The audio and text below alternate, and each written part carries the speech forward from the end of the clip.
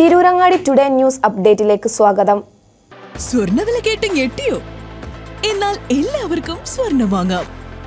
Toba jewellery അവതരിപ്പിക്കുന്നു light weight കളക്ഷനുകൾ, അതിമനോഹരമായ ഡിസൈനുകൾ, 1 ഗ്രാം മുതൽ നെക്ലസുകൾ, ബ്രേസ്ലെറ്റുകൾ, റിങ്ങുകൾ, മിതമായ പണിക്കൂലിയും ആയുഷ്കാല മെയിന്റനൻസ് സപ്പോർട്ടും.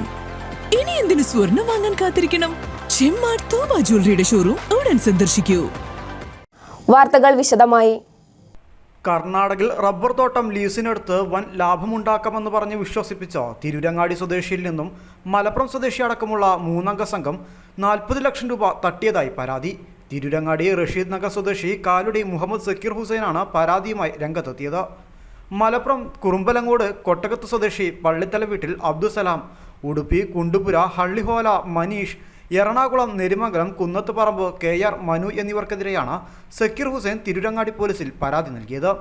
2022 ഓഗസ്റ്റ് 28 മുതൽ 2023 ജനുവരി 23 വരെയുള്ള 5 മാസ കാലയളവിലാണ് പ്രതികൾ തിരൂരങ്ങാടി സ്വദേശിയിൽ നിന്നും ഗൂഗിൾ പേ വഴിയും അക്കൗണ്ട് വഴിയും 40 ലക്ഷം രൂപ കൈപ്പറ്റിയത്. കർണാടകയിലെ ഉടുപ്പിയിൽ കേസിലെ 2ഉം 3ഉം പ്രതികളായ മനീഷ്, KR മനു എന്നിവരുടെ പക്കൽ റബ്ബർ തോട്ടം വെട്ടിയെടുക്കുന്നതിന് ഭൂമിയുണ്ടെന്നും ഇത് ലീസിനെടുത്താൻ വൻ ലാഭമുണ്ടാകുമെന്ന് പറഞ്ഞ് 1ാം പ്രതിയായ മലപ്പുറം സ്വദേശി അബ്ദുസലാം സക്കീർ ഹുസൈനെ പറഞ്ഞ് വിശ്വസിപ്പിക്കുകയായിരുന്നു. തുടർന്ന് പ്രതികൾ മൂവരും ഇയാളിൽ നിന്നായി 5 മാസ കാലയളവിൽ 40 ലക്ഷം രൂപ വാങ്ങിയെന്നാണ് പരാതിയിൽ പറയുന്നത്. Parappanangadi judicial first class magistrate മുമ്പാകെ ബോധിപ്പിച്ച പരാതിയുടെ അടിസ്ഥാനത്തിൽ തിരൂരങ്ങാടി പോലീസ് കേസ് രജിസ്റ്റർ ചെയ്തു. News bureau, Tirurangadi.